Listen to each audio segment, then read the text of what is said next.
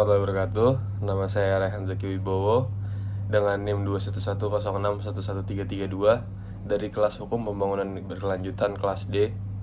Pada kesempatan kali ini saya akan menyampaikan analisis saya terhadap berita target TPB harus tercapai.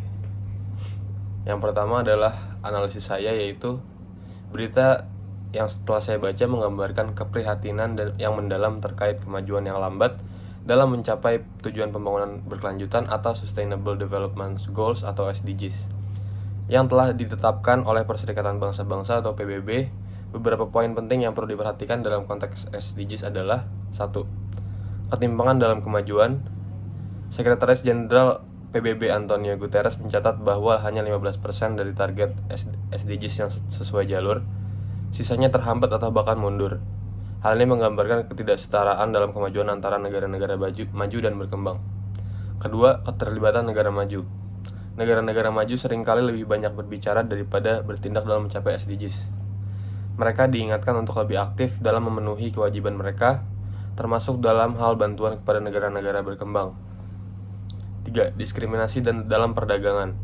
Masih ada masalah diskriminasi dalam perdagangan global yang menghambat kemajuan negara-negara berkembang.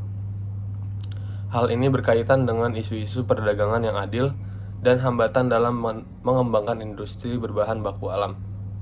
4. Target kemiskinan ekstrim. Salah satu target SDGs adalah menghapus kemiskinan ekstrim pada tahun 2030.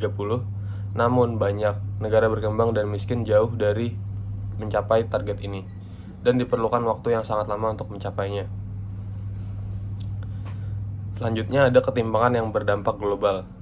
Ketimpangan ini adalah ketidakadilan suatu wilayah dapat memiliki dampak global. Ini termasuk urusan imigran ilegal yang dapat mempengaruhi negara-negara maju, serta mempotensi kerentanan sosial yang dapat memicu konflik dan ketidakstabilan di berbagai belahan dunia. Selanjutnya ada perubahan iklim dan pandemi. Berita ini juga mengingatkan bahwa perubahan iklim dan pandemi seperti COVID-19 adalah tantangan global untuk mempengaruhi kemajuan SDGs. Mereka memerlukan kerjasama internasional untuk mengatasi dampaknya. Selanjutnya yang terakhir adalah PBB sebagai wadah untuk keadilan dunia. Berita ini menekankan pentingnya PBB sebagai lembaga internasional untuk mencapai SDGs dan mengatasi ketidakadilan global.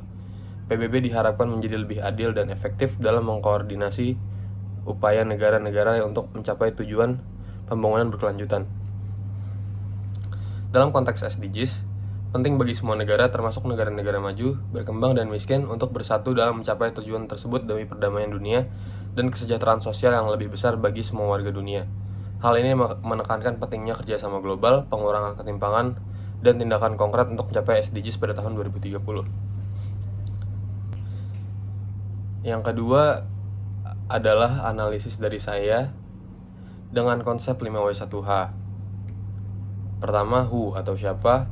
Siapa saja yang terlibat dalam hal tersebut adalah Sekretaris Jenderal PBB Antonio Guterres, Menteri Luar Negeri Indonesia Retno LP Marsudi, negara-negara berkembang, negara-negara maju, dan Perserikatan Bangsa-Bangsa.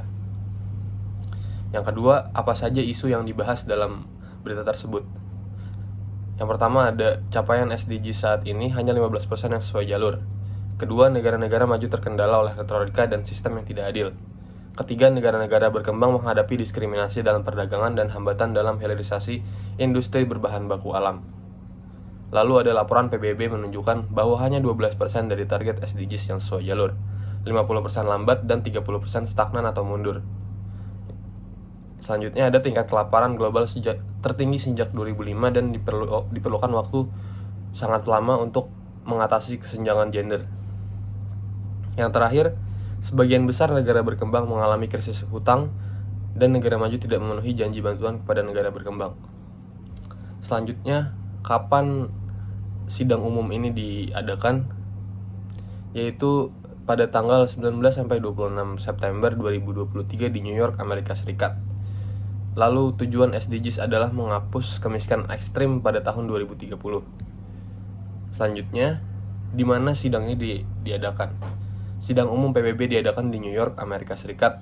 Kelima ada why atau mengapa. ketimpangan global dapat menyebabkan ketidakstabilan sosial, migrasi, dan konflik internasional. Selanjutnya, keterkaitan antar negara di era globalisasi menuntut kerjasama untuk mencapai perdamaian dan kesejahteraan sosial.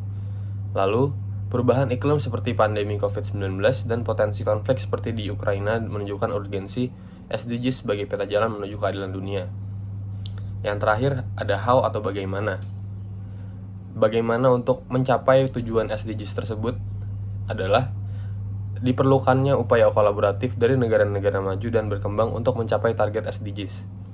Yang kedua, PBB harus berperan sebagai wadah yang lebih adil bagi semua bangsa.